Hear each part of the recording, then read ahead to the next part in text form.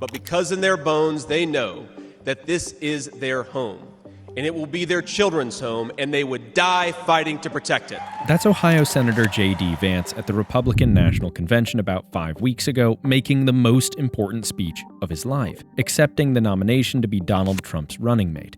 And it's a pretty weird speech because he won't stop talking about death. Assassin, deadly, run him over, cemetery, died, fight and die. It's weird because this is a golden opportunity to lay out his political vision for America, and not every convention speech is quite so dark. It is that fundamental belief, I am my brother's keeper, I am my sister's keeper, that makes this country work. It's what allows us to pursue our individual dreams and yet still come together as one American family. E pluribus unum, out of many, one. That, of course, is Barack Obama giving a speech at the 2004 Democratic Convention. Though he's a rookie Senate candidate instead of John Kerry's running mate, the speech is likewise his opportunity to introduce himself and his vision to America. So why do they sound so different? After all, Obama and Vance are actually kind of similar. Both came from unlikely backgrounds, out of broken homes, raised by loving grandparents. Both experienced lightning political ascendancies, and both their speeches agree on a fair amount that inequality is a problem, that Washington elites have abandoned regular Americans, and that it's an admirable and uniquely American possibility that each of them are standing on those stages. Yet they disagree about one fundamental question. What is America? According to Obama, it's essentially an idea summed up in a declaration made over 200 years ago.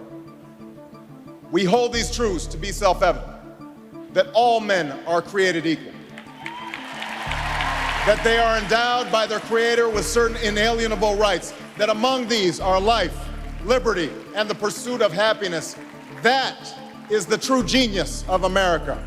But where this sort of idea may sometimes be regarded as outdated or regressive, Obama emphasizes its openness. Because America's greatness lies in principles, anybody can participate in making America great by believing in and working toward the realization of those founding aspirations. Accordingly, throughout his speech, he mentions the people I meet in small towns and big cities, in diners and office parks. America is, in other words, an idea, and ideas are not exclusive to a single group of people. Vance, however, begs to differ. To him, it's not the ideas, but some people that define America. America was indeed founded on brilliant ideas like the rule of law and religious liberty, things written into the fabric of our Constitution and our nation. But America is not just an idea. It is a group of people with a shared history and a common future. It is, in short, a nation. Later on, he elaborates. Even though the ideas and the principles are great, that is a homeland. That is our homeland. And while Vance's homeland doesn't necessarily preclude some kind of multiracial society, his wife is South Asian and his children are biracial, this conception of American greatness is decidedly more exclusive than Obama's. In Vance's own words, his political vision doesn't include just anyone. It's about who we're fighting for. It's about the auto worker in Michigan. It's about the factory worker in Wisconsin. It's about the energy worker in Pennsylvania and Ohio who doesn't understand. Throughout his speech, he sticks to this limited selection of Americans, the blue collar of the Midwest and Rust Belt, while mentioning others rarely and only in general terms. The nation is exclusive, less to a single ethnicity or race than to a particular slice of society with a shared history and background, with a higher bar for the inclusion of outsiders. Meanwhile, to Obama, the great American idea isn't reserved for blue or white-collar workers, residents of the heartland or the coasts, merely to believers, wherever and whoever they are. And because Vance and Obama define America and who belongs in it so differently, even though they largely agree on the key issues facing the country, they have very different solutions. Differences evident even in the apparently stock standard convention endorsements for their respective party's presidential nominee. According to Obama, our party has chosen a man to lead us who embodies the best this country has to offer, and that man is John Kerry. John Kerry understands the ideals of community, faith, and service because they've defined his life. From his heroic service to Vietnam, to his years as a prosecutor and lieutenant governor, through 2 decades in the United States Senate, he's devoted himself to this country. And this endorsement follows clearly from Obama's definition of American greatness. Because America is essentially a great idea, a candidate's qualification rests on their dedication to those ideas. Kerry is a good candidate, but you could slot any number of names in there, and the endorsement remains the same because that foundational idea of American purpose doesn't change. Moreover, Obama reiterates that these principles are universal, and that working toward them is incumbent on all Americans, not just our leaders. John Kerry calls on us to hope. John Edwards calls on us to hope. I'm not talking about blind optimism here, the almost willful ignorance that thinks unemployment will go away if we just don't think about it, or healthcare crisis will solve itself if we just ignore it. That's not what I'm talking about. I'm talking about something more substantial. It's the hope of slaves sitting around a fire singing freedom songs, the hope of immigrants setting out for distant shores, the hope of a young naval lieutenant bravely patrolling the Mekong Delta, the hope of a mill worker's son who dares to defy the odds, the hope of a skinny kid with a funny name who believes that America has a place for him too. Because our history has been defined time and again by collective commitment to those ambitious principles, not by entrusting their execution to someone higher than the citizenry. On the flip side, Vance endorses Donald Trump not because he represents the virtues which might be found in any of us, but because he's dedicated to defending the nation and rescuing its people. For the last 8 years, President Trump has given everything he has to fight for the people of our country. He didn't need politics, but the country needed him. Moreover, President Trump represents America's last best hope to restore what, if lost, may never be found again. And here is a crucial turn for Vance, because unlike Obama's Kerry, who's replaceable with any number of other representatives of the shared idea, Vance's Trump is defined not by his similarity to the American people, but by his separation from them. Vance stresses Trump is a New Yorker, a wealthy real estate developer who didn't need politics, and who is America's last best hope. But what is Vance so worried about here? What is it about the American nation which is so under threat that only a remarkable hero unlike any other could save the day? In truth, Vance is worried about the integrity, the safety of the nation, simply because he sees it as a nation. By defining the country as principally being a homeland to a particular small slice of people with a shared history, Vance implicitly defines America in terms of insiders and outsiders. He's created a walled castle in his mind, compatriots within and enemies without, a sort of siege mentality in which the homeland is always under threat. In turn, the perpetual crisis calls not for democratic accountability, but for strong leadership. America needs Donald Trump because America is under siege, because America is a homeland belonging to a small chosen people. That's why, in the climax of his speech, Vance dives the deepest into death and insists on the importance of people being willing to die for their country. Now, in that cemetery, there are people who were born around the time of the Civil War. And if, as I hope, my wife and I are eventually laid to rest there, and our kids follow us, there will be 7 generations just in that small mountain cemetery plot in eastern Kentucky. 7 generations of people who have fought for this country, who have built this country, who have made things in this country, and who would fight and die to protect this country if they were asked to. People will not fight for abstractions, but they will fight for their home. And if this movement of ours is going to succeed, and if this country is going to thrive, our leaders have to remember that America is a nation and its citizens deserve leaders who put its interests first. J.D. Vance is obsessed with death because violence is lurking around every corner.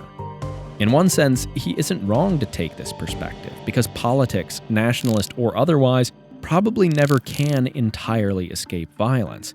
People will fight for the things that matter most immediately to them, their families and their homes. And a political community does, at the end of the day, rest on the willingness of its citizens to lay down their lives for it. Violence is indeed the beginning of political life.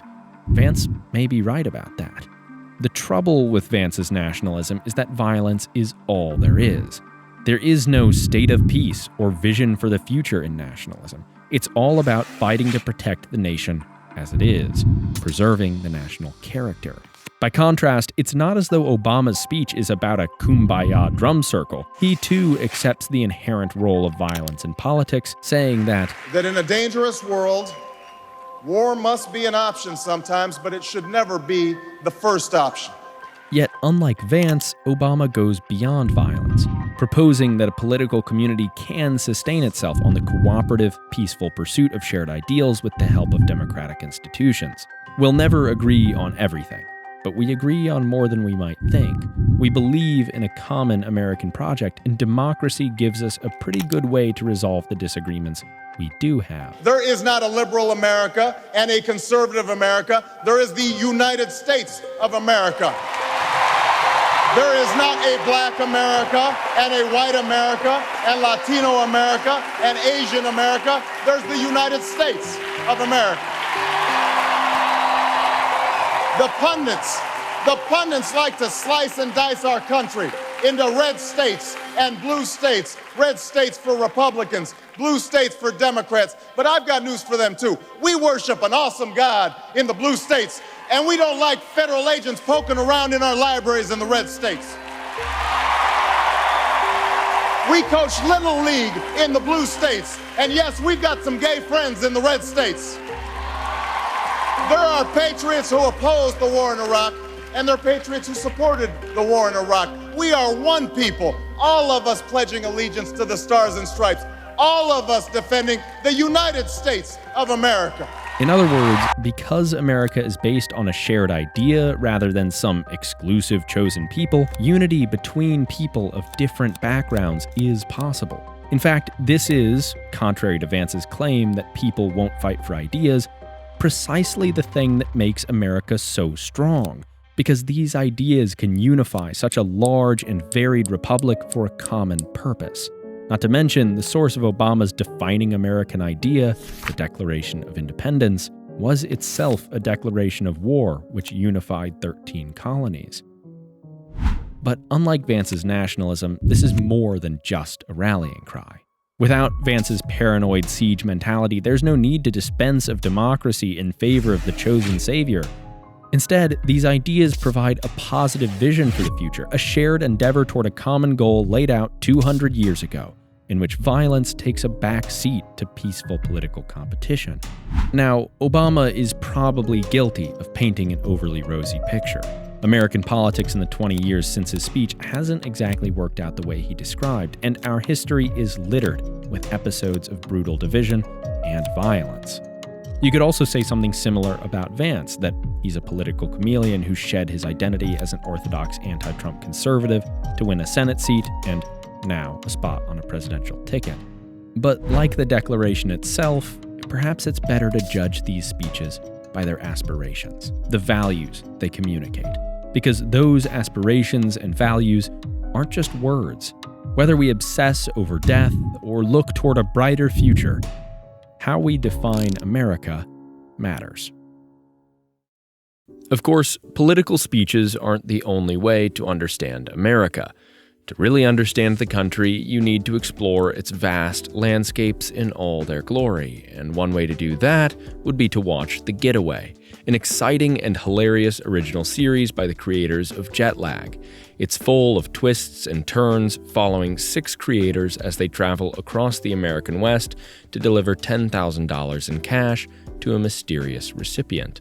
The Getaway is only available on Nebula, a creator-owned and operated platform that offers some of the highest quality video content currently available on the internet. And The Getaway isn't the only exclusive content that you can find on Nebula, and it's not all just fun and games. You can watch Real Life Lore's Modern Conflicts series or Polymatter's China Actually for sharp insights into key geopolitical questions, or Neo's Underexposure for thrilling and informative mysteries. The point is, there's a ton happening on Nebula right now. You don't want to miss out, and if you use our code SPECTACLES, you get a full 40% off an annual subscription. For the rest of August, that means you'd only be paying $30 a year, or just $2.50 a month. But you'll need to act fast, since Nebula's prices are going up on September 1st, and an annual subscription with our discount will be $36 instead.